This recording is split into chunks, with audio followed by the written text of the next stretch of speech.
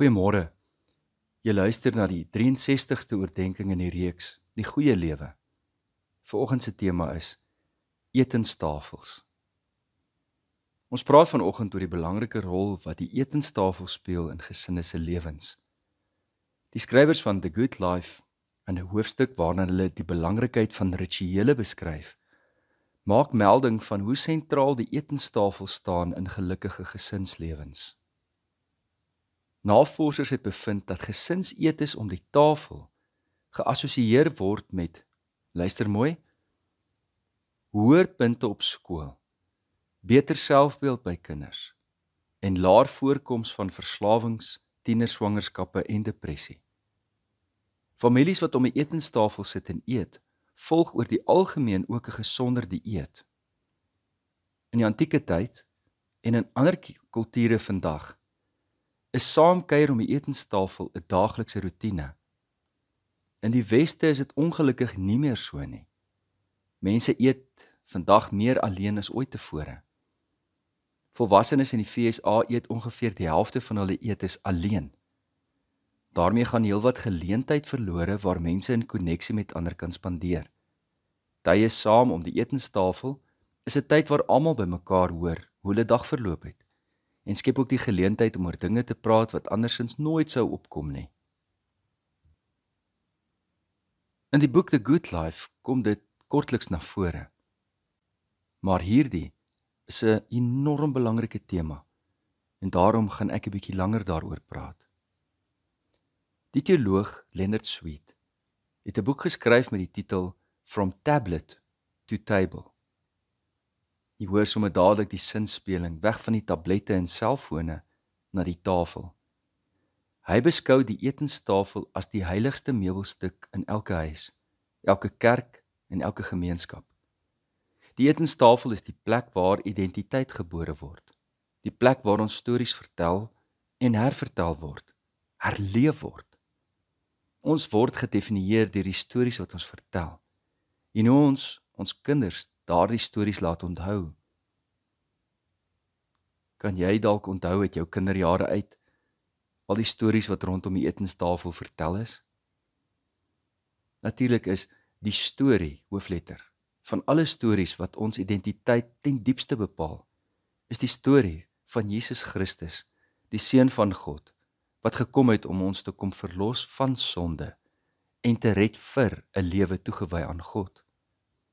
Dit is nie verniet nie dat toe Jesus die nagmaal ingestel het, dit om 'n tafel gebeur het.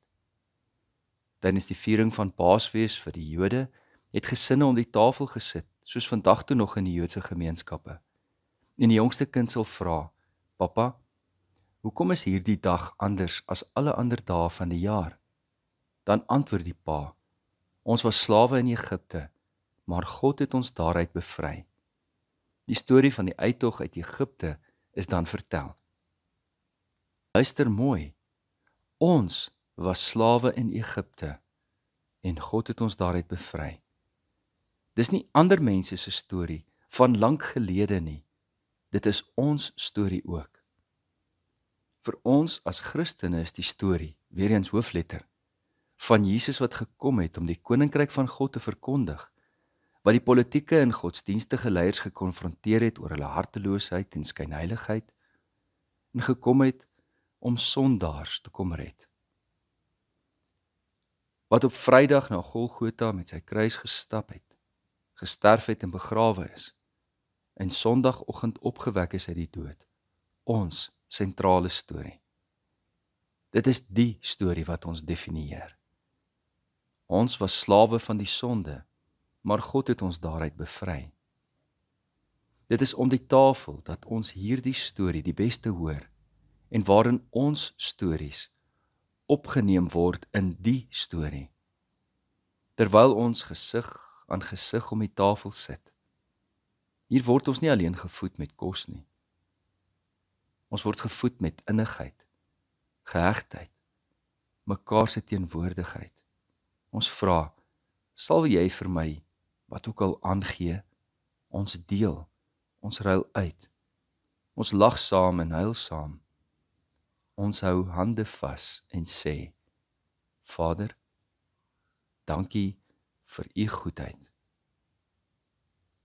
Kom ons bid saam. Hemelse Vader, ons vra dat u ons sal vul met u Heilige Gees, dat ons die vrug van u Gees in ons lewe sal bly beoefen, om lief te hê, om met blydskap te leef, vrede te maak, geduldig te bly, vriendelik te wees, goedhartig te wees, getrou te wees, sagmoedig op te tree en met selfbeheersing. Ek weet dat ek aan Christus Jesus behoort en ek kruisig my hartstogte en my begeertes wat nie in pas is met u Heilige Gees nie. Help my om in 'n gees van sagmoedigheid ander reg te help. Deurgrond my siel, o Heer, dat ek myself bly ondersoek en my hart voortdurend tot u bekeer. Dit bid ons in Jesus naam. Amen. Verskeie mense het gevra dat ek die gebed wat ons elke oggend bid, sal deel. En daarom deel ek dit vanoggend direk na die boodskap, ook hier in die groepe. Liefde en 'n geseënde dag verder.